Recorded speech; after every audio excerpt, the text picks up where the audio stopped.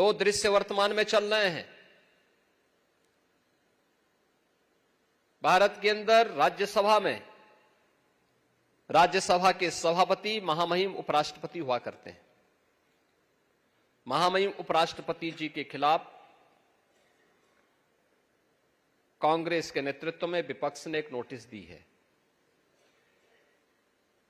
जो भी सच बोलेगा ये लोग महाभियोग का धौंस देकर के उसके मुंह को बंद करने का प्रयास करेंगे, और फिर भी ये लोग संविधान की दुहाई देते हैं। इनके दोहरे चरित्र को देखो ना।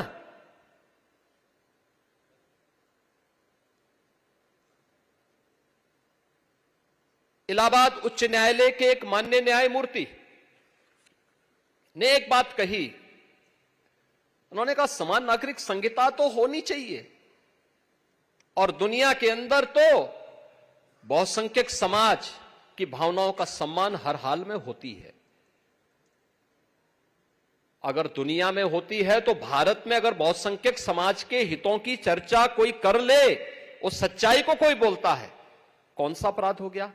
आपने देखा होगा इन लोगों ने राज्यसभा में माननीय न्यायमूर्ति के खिलाफ भी महाभियोग की नोटिस दी है। ये है, और ये अपने को लोकतांत्रिक कहते हैं, ये अपने को लोकतंत्रवादी कहते हैं। संविधान की पुस्तक साथ में लेकर के चलते हैं। तनिक भी शर्म नहीं है इन लोगों को। ये संविधान का गला घोंटने वाले लोग हैं। यानी समान नागरिक कानून देश के अंदर नहीं होना चाहिए क्या?